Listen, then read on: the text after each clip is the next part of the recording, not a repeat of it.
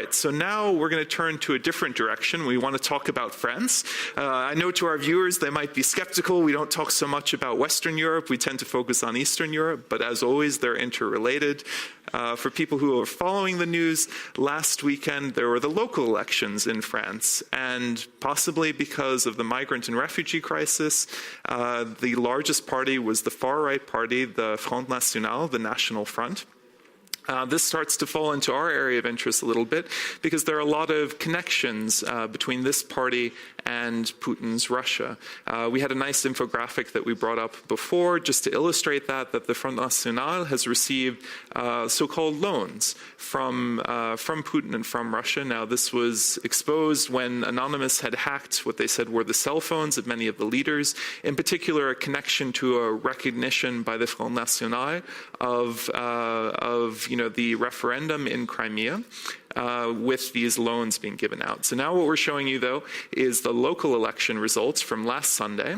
So we'll have the second round coming up today. We'll have to see what the results are there.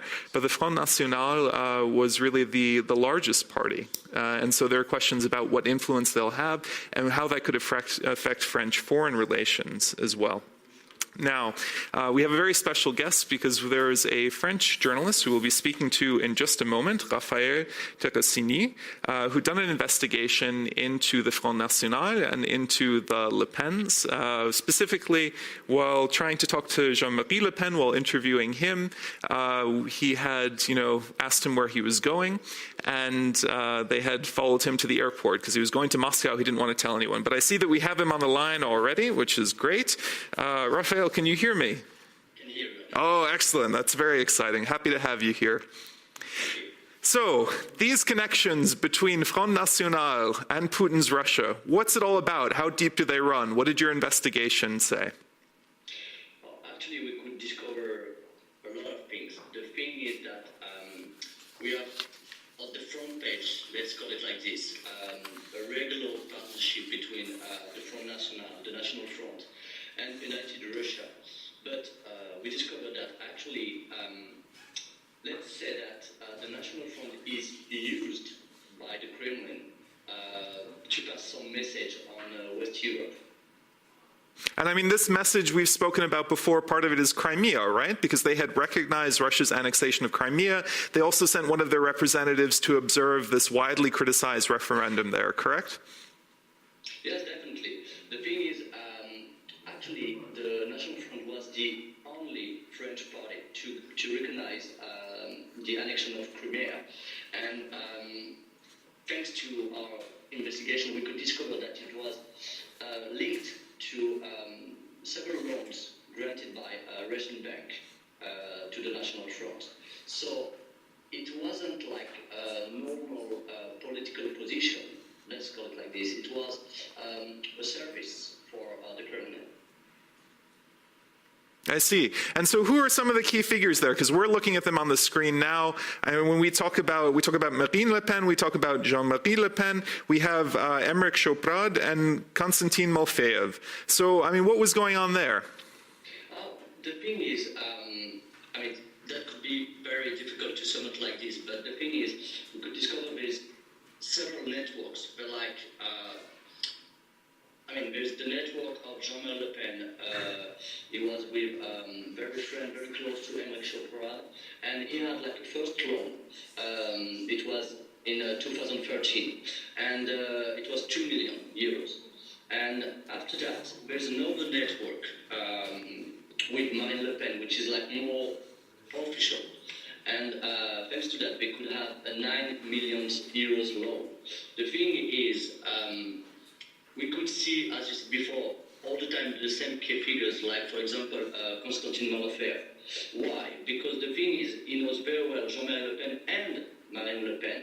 And so they are, like, sometimes, mutual friends, so they help each other like this. Mm-hmm. I see. And what had your investigation in particular shown? Because you were following him, going to Moscow and then in Moscow as well, correct? Yes, definitely. The thing is,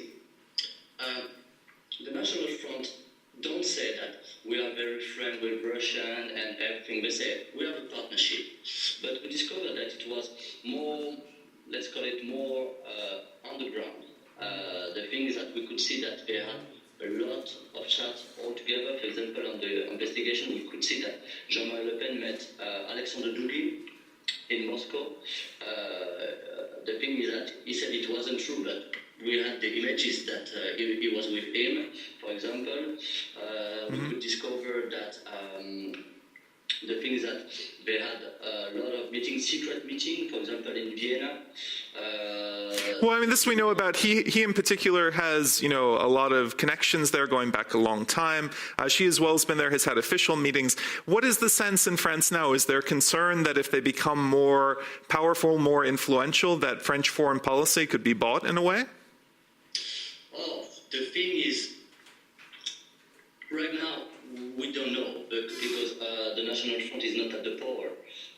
But we could see that when the National Front is officially recognized by a huge power like the Kremlin, like an anti-Russia like Putin, they are very happy, but we could see that it was very amateur, let's call it like this, the position they had, you know, for diplomacy. Because, for example, if you're focusing on Moscow, on your diplomacy, what about the other country, the French foreign policy? We built it for all these years, so it is a kind of fog, you know, when we speak about diplomacy with a national front.